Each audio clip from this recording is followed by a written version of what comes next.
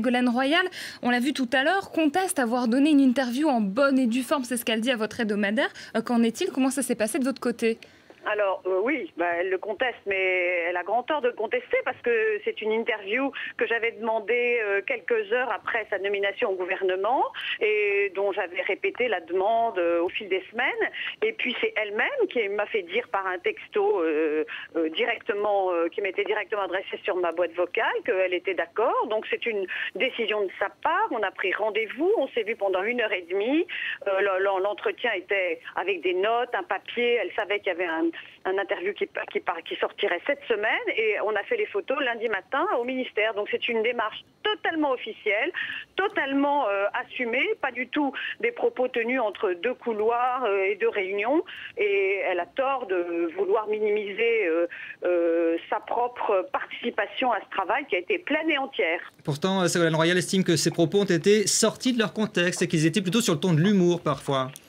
Écoutez, je ne sais pas comment Ségolène Royal imagine le contexte qu'il y a quand il y a un rendez-vous entre un ministre et un journaliste, qui était moi en l'occurrence, que ce rendez-vous dure 1h30, que ce rendez-vous comporte des tas de questions et des tas de notes qui sont prises d'ailleurs devant elle.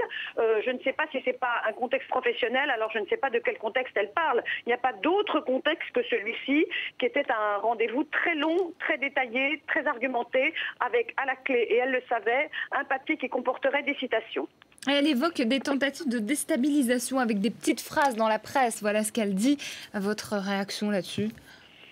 Elle peut dire ce qu'elle veut. La méthode de Ségolène Royal, que par ailleurs j'aime bien et dont j'aime la personnalité assez battante, est toujours la même. Et ça s'est déjà reproduit tout au long de sa carrière. Elle donne des entretiens à des journalistes et ensuite elle dément les avoir tenus dans ces conditions-là et dans ces termes-là quand elle voit l'effet que ça produit. Mais dans le fond, ça sert son intérêt qui est de dire des choses et finalement ce qui reste, c'est bien les entretiens qu'elle a donnés. Mais je pense que ça s'est déjà produit plusieurs fois.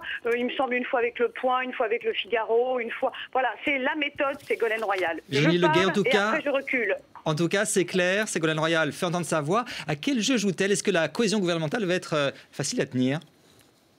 Oui, Ségolène Royal est ce qu'elle est, c'est-à-dire à la fois un peu incontrôlable, transgressive, et elle aime bien dire tout haut ce qu'elle pense parfois le matin quand elle arrive à son ministère, mais pour autant, elle a l'intention de jouer le jeu. Je crois qu'elle a parfaitement compris que au point où on en était de sa carrière et à l'âge qu'elle a, il ne faut pas non plus, j'allais dire, jouer avec le feu.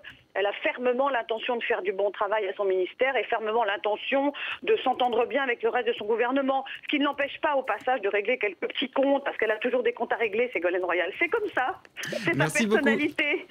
Merci Virginie Leguet. Vous signez cet article donc dans Paris Match à paraître demain.